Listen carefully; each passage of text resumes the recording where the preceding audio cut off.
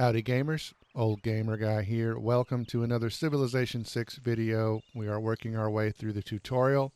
We have founded our first city and our warriors have defeated a small group of barbarians.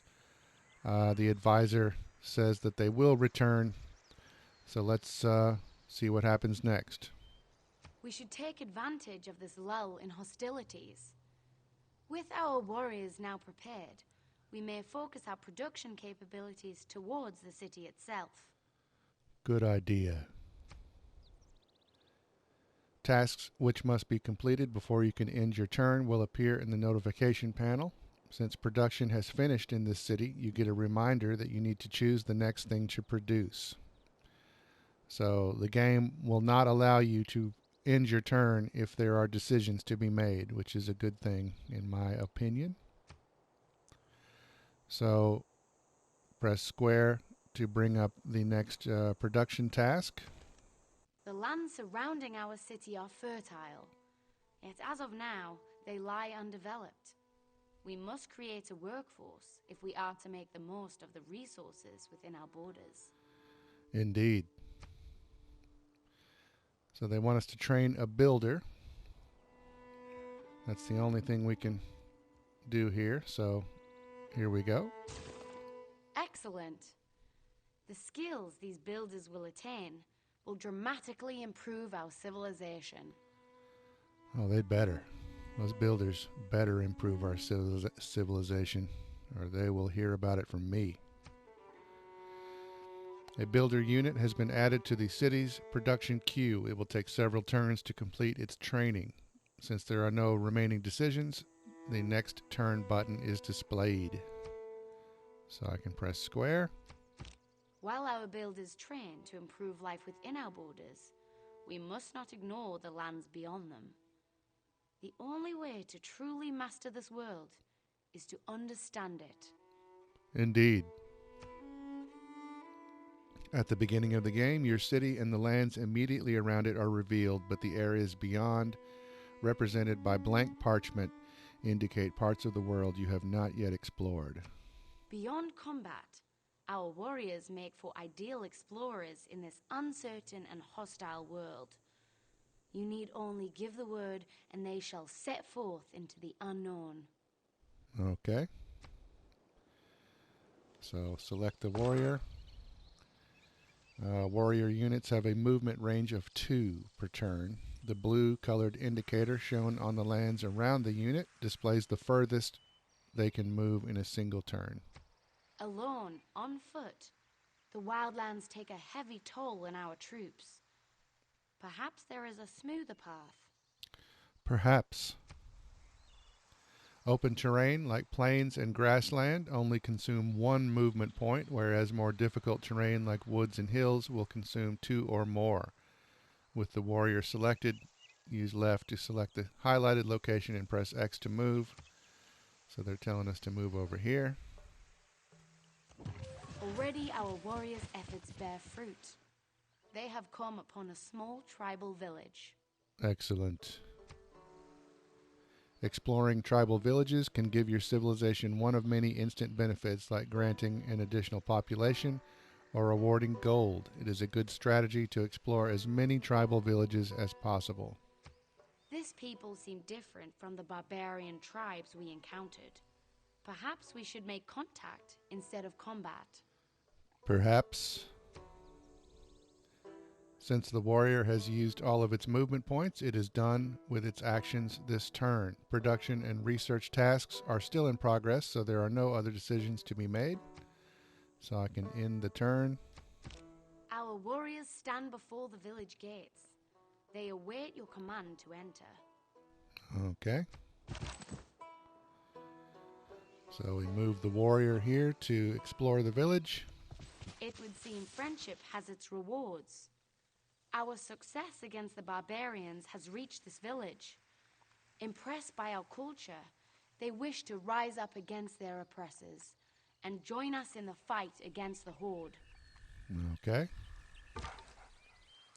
All tribal villages will grant a reward when explored by a player. This tribal village has granted a scout unit which has appeared in the city.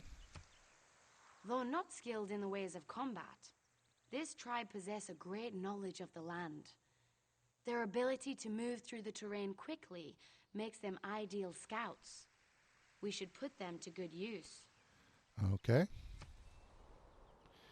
The scout unit has a movement of 3, allowing it to move a greater distance than other units. So move the scout to an undiscovered part of the map. We should employ these scouts with caution. They are excellent explorers, but poor warriors. It would be wise for them to avoid battle whenever possible. Okay. That seems wise.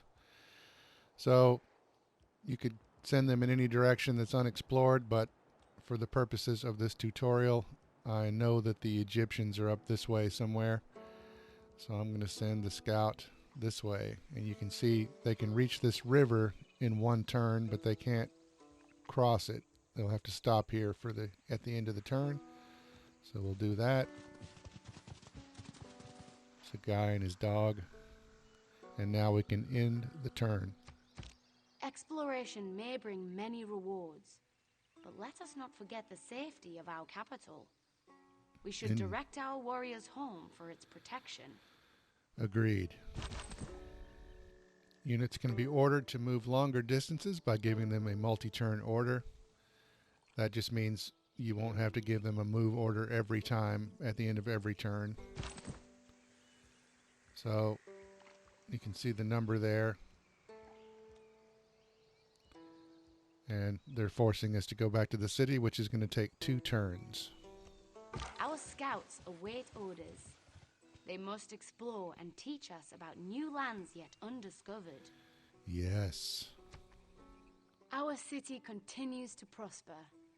Already our people thrive and our population grows. Very good. The population of your first city has grown from 1 to 2. As long as the city is well fed and its people are happy, it will continue to grow. The citizens of the city work the surrounding plots and improvement, contributing to greater yields. Higher populations contribute to faster science research, faster production, and faster cultural growth. It is always a good strategy to not only found new cities to expand your realm, but also to grow those cities. So we still have a move possible with our scout, so they can cross the river in one turn. They can't go beyond that though, so we'll cross the river. There are no further matters to attend to today. Very good. So I will end the turn. While our forces prepare the defense of our city, our best minds have discovered how to extract precious resources from the earth itself. With an abundance of valuable stone nearby, our builders may be able to exploit this knowledge when they complete their training. Well, they better be able to exploit this knowledge. That's what they're paid for.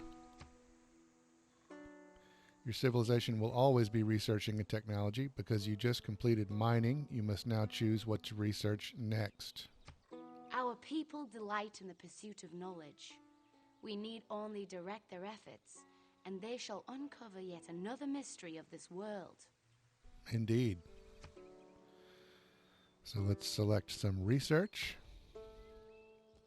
Still can't look at the technology tree just yet. They're forcing us to go with pottery.